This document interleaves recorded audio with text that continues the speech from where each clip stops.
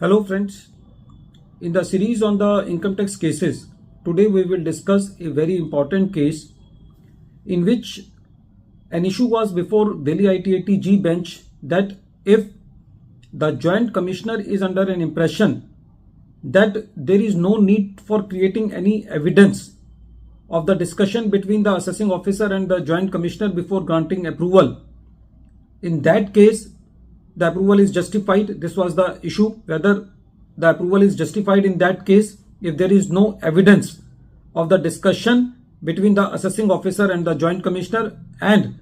at the same time the issue was that whether a common approval order for all the assessment years is a valid approval under section 153D, especially in circumstances where same type of language or in verbatim the approvals have been given on the same day in other cases also. This issue has been taken up by Honorable Delhi ITAT bench in the case of Assistant Commissioner of Income Tax versus Splendor Land Based Limited, and this case is reported in 126 ITR Tribunal Short Notes 85, and the date of the judgment is 7th March 2025. The facts of the case are like this. In the present case, from the pursuit of the assessment order of HB, it was very apparent that common approval has been granted through a common letter on the same day in respect of all assessment years. The assessee was challenging this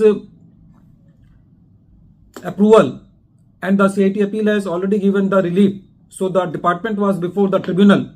and when this matter was before the tribunal was of the very considered view that as per the mandate of section 153D, approval for each assessee for each assessment year should be given individually. The tribunal said that in the present case, on the same day, the approval was also given in some other cases also through a common letter which was verbatim of the approval, as in the case of assessee HB.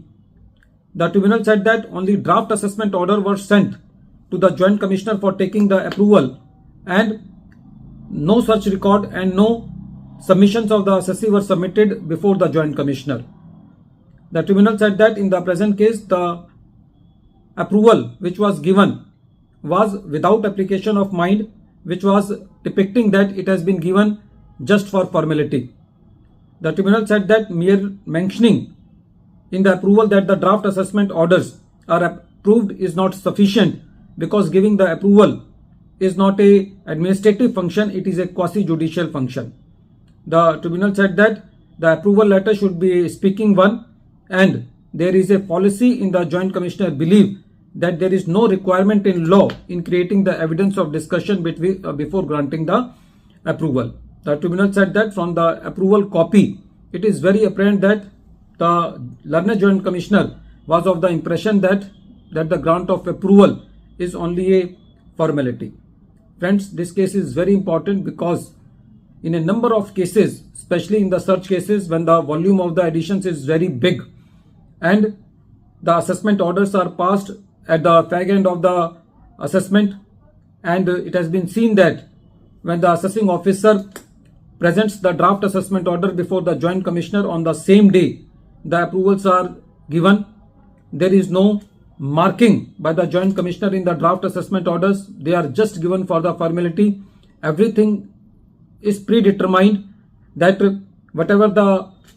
draft assessment order will be prepared by the assessing officer will be approved by the Joint Commissioners. This is really a dent in the quasi-judicial proceedings, because there is a meaning of approval under section 153D in such cases, or 151 when the section 148 notice is issued. It is basically a safeguard for the assessee for high pitch assessments, but it is taken very lightly, and in recent past it has been seen that in number of the assessments have been quashed just on the basis of that mechanical approvals have been given on the same day through a common letter, because it is view of the tribunals that when you issue the notice for each year separately, whether it is section 153A or whether it is 153C, then it is also a requirement under section 153D that the approval for each year should be given separately.